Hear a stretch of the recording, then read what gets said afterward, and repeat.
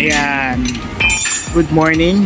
Ngayon ay Friday, January ano ngayon, kaibigan? 25 bata. 25. Ayan. Hindi namin alam yung date.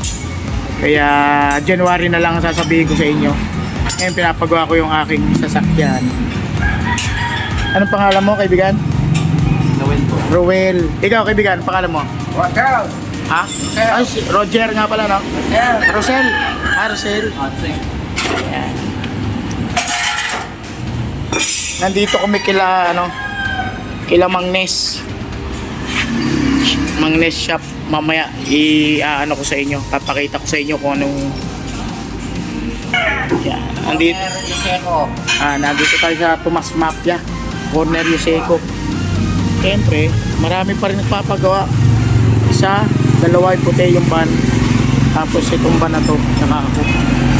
Marami pang nakapila dyan kasi magaling tong mga tao ni Mang Nes. Yan, dito si Mang Nes. Yan ang kanyang shop. Sa mga gusto magpagawa, punta na lang kayo rito. Magaling magawa itong mga tao ni Mang Nes. May bali-balita nung araw, dati lang siyang trabador. Ngayon, itong building na to, yan, itong building na to, kanya na to. At syempre, sa naswertehan, pati yung harap na yan, kanya na rin yan. Tapos, mura pa silang maningil. Kaya, maraming customer.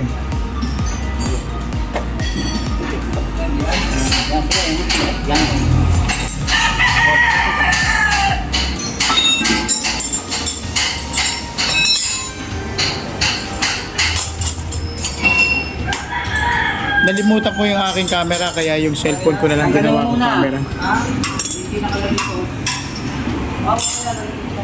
Hindi may kakabit yan.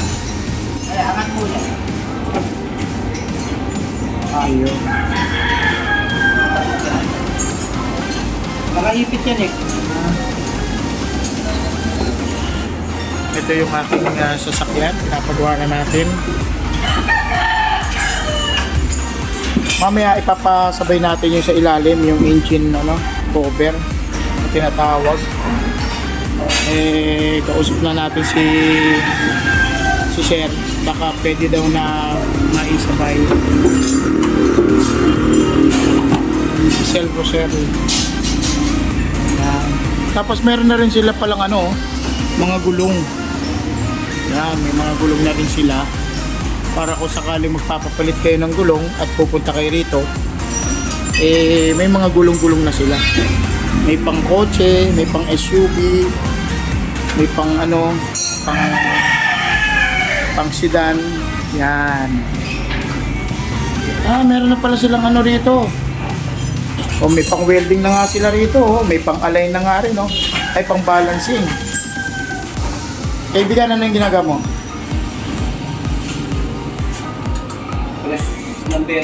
Ayun, may pang-press na ng bearing din.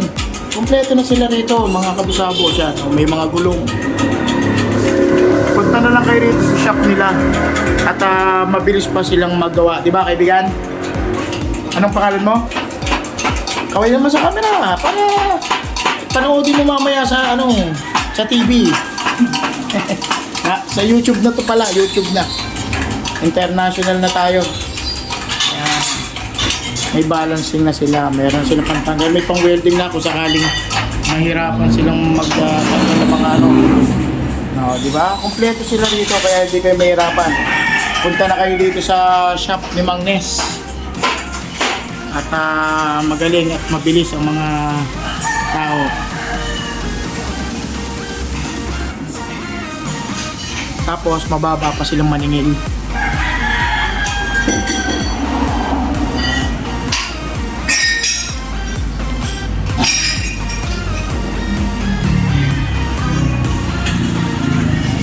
Kinagahan namin ng punta rito para kako maraming customer. Mabuti na lang pangatlo kami. Kaya naasikaso kagad kami. Ayan. Tandem sila. Ay, syempre, mas maganda yung ganyan. Mas mabilis ang trabaho pag may katulong. Tapos susunod na project ito. Kasi nabasag, papapiber natin. May kausap na tayo rito. Hindi ko na sa inyo sasabihin yung presyo, baka sabihin nyo nilalagyan ko pa ng patong yung presyo nila. Basta ako may kausap na dyan, papapiberan plus tapos papapaltan ko ng itim to. Itong grills na to. Siyempre kasama na yung niya. Kagaya niya, no? May angat na yan. No? Sila na bahala doon sa kausap namin.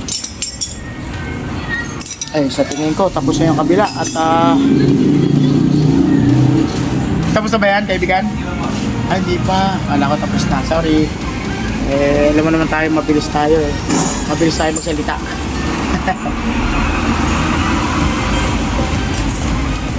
May kalampag kasi yung sasakyan ko. So, kaya dito ko pinagawa. Ito yung expertise nila sa mga kalampag, mga bearing. Yan ang expertise ni Mang Nes. Tapos itong van, ganun din. May kalampag saka tingnan nyo kung makikita nyo yung mga expertise nila, alam nyo yun. Oh. Puro ganun lagi ang paggawa nila. Oh. Diba? Kaya kung ako sa inyo, pumunta na kayo rito sa shop ni Mang Nes. At mabilis magtrabaho. Murong maningil. At hindi kayo tatagayin sa sa presyo. Ayan, si Mang Nes. Ito si Mang Nes. Ayan ang may-ari ng shop. Siyempre. Ilan taon ka na, Mang Nes? 66. Ayan. Mamaya ibibigay ko sa inyo yung vlog mo ito para panoodin nyo na lang sa YouTube. Vlogger ka. Yes, sir. Yan. Tandaan nyo binigay ko na sa inyo yung address ni Mang Nes. Pumunta na lang kayo rito, pa-check up nyo yung mga sakay nyo. Magagaling ng mga rito, nagtatrabaho.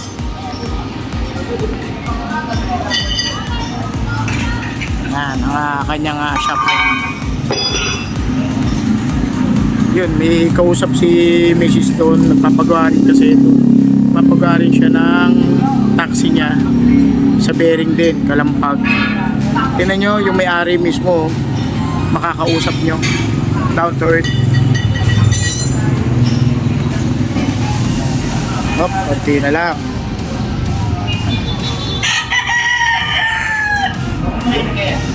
Ano mo muna ilagay mamaya?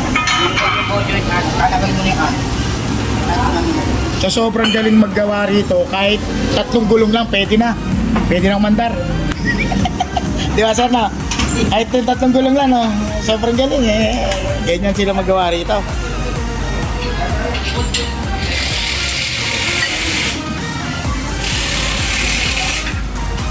Tapos kinostomize nila yung kanilang upuan.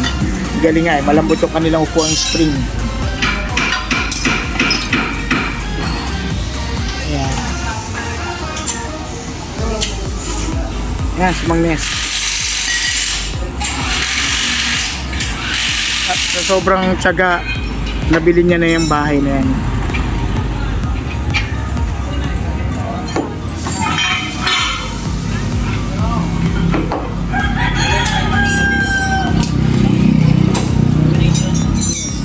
Siguro mamaya itatanong natin yung tunay niyang pangalan, Nes, kasi ang totoong pangalan siguro nito si Nestor.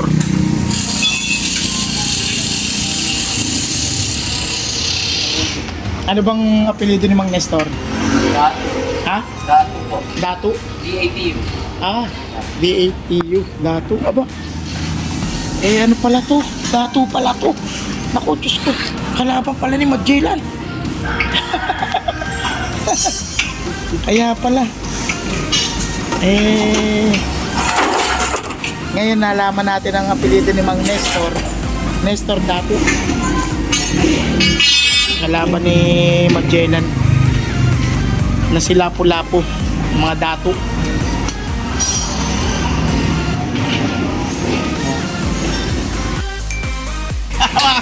Sanay sa Hindi, okay lang, sir. Okay. Anong pangalan mo, sir? Ruel. Ruel. Actually, papagawa si Sir Ruel. Kanya tong taxi eh. Yan, kanya to. Ito, nagagawa sa kanya. Kaya dito siya talaga nagpapaga kasi kilala niya tong shop ni Mang Nes na talagang nagagawa talaga sila rito. Eh, biruin mo, saan pa siya galing? Tetabi niyo pa siya, oh. Teenager na. Teenager. Oo, dito na kami nagpapagawa kay Nes.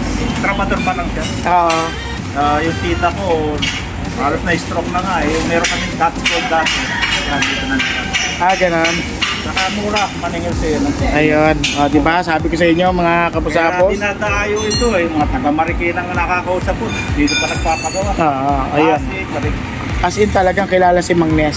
So nakilala natin si Sir Ruel kasi ayun nga, isa siya sa mga nagpapagawa rito. Alam niyang magaling magpagawa ng mga pyesa-pyesa rito. Problema, kapag yung marami nang nabalitaan, baka hindi na tayo makapwesto rito sa dami naman. Yun lang. Pagka sobrang dami na, syempre pila-pila na yan. Yan, si Mrs. Kaya nga eh. Kaya may Si Sir. Papagawa ka rin ba? Ay, ayun, sa kanya rin pala to. Ayun sinasabi ko sa inyo. Ano pangalan mo, Sir? Driver na ako na sir. Hindi, ano? Hindi kasama yun. Ha? Jericho. Jericho, yun, si Sir Jericho. O, biruin mo. Ayun yung sinasabi namin. Taga Bulacan pa si Sir, pero nagpapagawa siya. Ba't dito siya? Kasi magaling talaga. Di ba? Si Sir Jericho, galing pang Bulacan yan. Siyempre, papagawa rito dahil ibig sabihin, magaling yung ano niya. YouTube po, YouTube.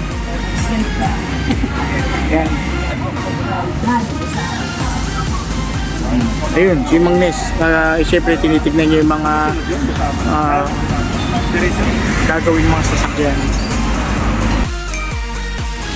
Ayun. Ina-align ngayon. Ina-align na pala ngayon. So, Mapupunta ka pa sa lang ako eh. Sabi ko, di pa kayo pumunta kay Bupi. yan. Si Sir Ruel, si Jones, saka si Sir, ayun, si Sir, ano rin. Sir, kaway naman dyan, Sir. Ano pangalan mo, Sir? Sam, ano? Bayan. Oy, shoutout kay Sir Sam. Ayun, actually, Daddy, nagkakala na raw yung ano mo. ano? Ayun no. Pad. Hindi, baka pwede na natin papalitan. May pera ka pang extra dyan? Magkano kaya magagastos natin dito, Sir? At least, kahit mga next week.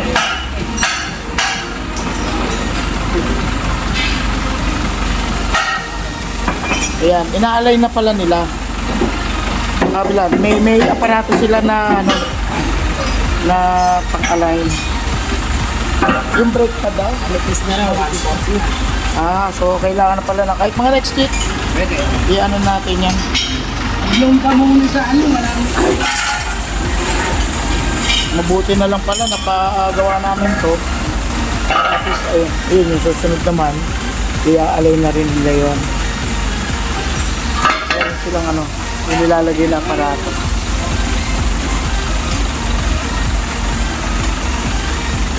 Yun, sinecheck kung malambot or matigas pa, kung okay pa. Kung palitin yung mga tornilyo.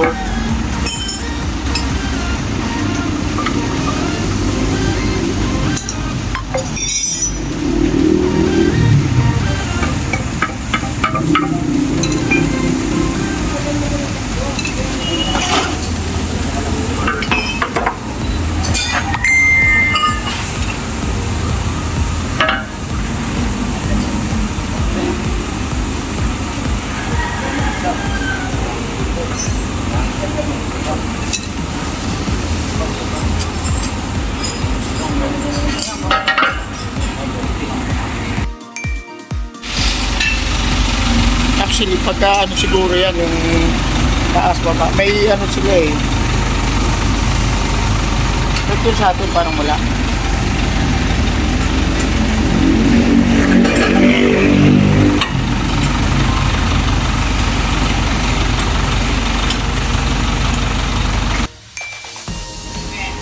Yan na. Patapos na siya. Kumbaga, inaano na lang. Ayun. Pinalta na lang preno. Bali, sir, napalta na ng brake shoe yan? Brake pad? Napalta na? Yun, sakto. Pinalta na pala nila.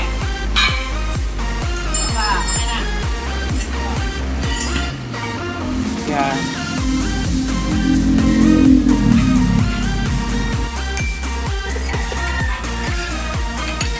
Yan na, tinatanggal na. Tapos lalagyan na yung gulong. Tapos may bago na naman dumating. Mapapagawa rin. Alignment din. Taxi. Ay, hindi pala. Ay, Coca-Cola pala to. Kala ko taxi. Sa Coca-Cola. Si Sir. Yun na, tapos na rin pala. Oh. Alignment. Actually, tumalikod lang ako kanina. Tapos na pala. Oh. Ang bilis talaga ng gawa rito. Dinaig ang mga electronic. Ang pangalan mo? Baldo, sir. Baldo, yun. Shout out kay Sir Baldo. Sir Rosel. Tsaka si Sir Ruel. Yan. Siyempre. Sila nga mga gumagawa ng ating sasakyan. Kaya shout out sa kanila. May anak ka ba? May anak ka? Eh, naku, alam, sabihin mo, shout out mo. Anak mo. Batiin mo anak mo. Batiin mo anak mo. Sabihin mo, nasa TV ka na. Ikaw, kaibigan, ikaw. Anak mo o asawa? Walang anak. Naku, the best. Sarap niya, binata. Ayan, ikakabit na yung ating ikakabit na yung gulong natin. At na-align na. Next project, next week, yung likod naman. Kasi nakulangan tayo ng budget ngayon.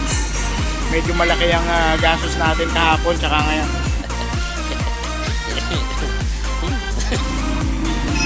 Okay? Yun. Binaba na rin. Ibig sabihin, tapos na talaga. Nakabit na yung mga gulong. Ayan, salamat sa shop ni Mang-Nes. Napalitan na yung brake pad. Balik na yung gulong. Tapos siya sa likod.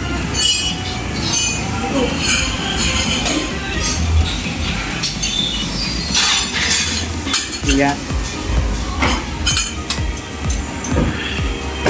Siyempre, salamat sa mga gumawa ng sasakyan natin.